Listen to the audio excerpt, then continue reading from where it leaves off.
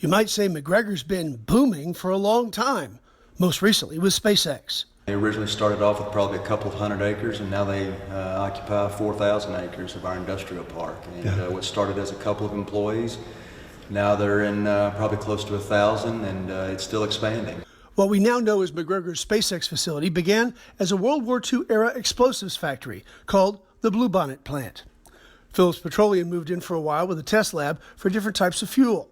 Rockets arrived when a small rocket company called Rocketdyne moved in to learn the secrets of the German V-2 rocket and put them to American use.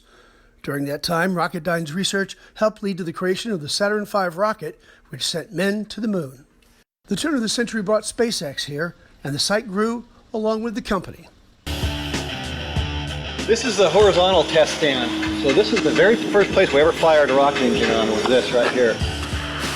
Rocket genius Tom Mueller designed, built, and tested rockets from here for years, retiring in 2020. His tour of SpaceX McGregor shows us some of the highlights.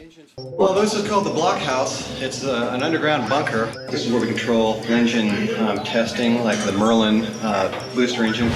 Setting up today to do a 9-engine mission duty cycle of the Falcon 9 first stage.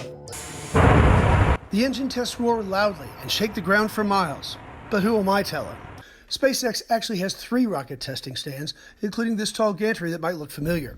And when you hear how powerful these engines are made, all the shaking and roaring seems to make more sense. We're going to go up and take a look at the Falcon 9 first stage up here that we're getting ready to do the sort of a historical test. It'll be the first full duration burn of all 9 engines. So there's going to be 9 engines running at 95,000 pounds each. That's a total of 860,000 pounds for about 170 seconds. And those engines generate lots of heat. So that test cell where the Draco thruster is mounted is right in there where that black pipe comes through. And it goes into this white, looks like a white tank. Inside this tank are heat exchangers because the exhaust, of course, coming out of that thruster is about 3,000 degrees out. McGregor also performs testing on the SpaceX capsules, which has just started into technical qualification. This is the first fully flight Dragon capsule that we built.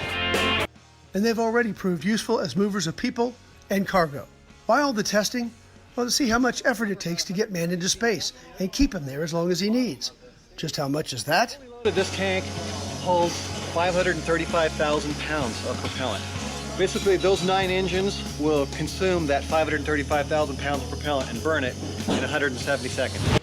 In a fraction of the time it takes to boil an egg, we can rocket to the stars, thanks to the history and legacy of this old bomb factory on the outskirts of McGregor. The mayor says you can expect to see SpaceX growing right along with Texas. Well, I think you can look at just what SpaceX is doing by themselves, and you can see what a major component it is of our state economy. With SpaceX and Elon Musk driving everything that they're doing, you can look down as far as South Texas and Boca Chica, now where they are setting the rockets off, literally putting them into orbit from there. He's got a huge footprint now in Austin. But lately, some people have shared concerns about the amount of rocket testing at SpaceX and a big increase in the number and intensity of the tests. We'll explain that in our next report. In depth, in McGregor, Dennis Turner, 25 News.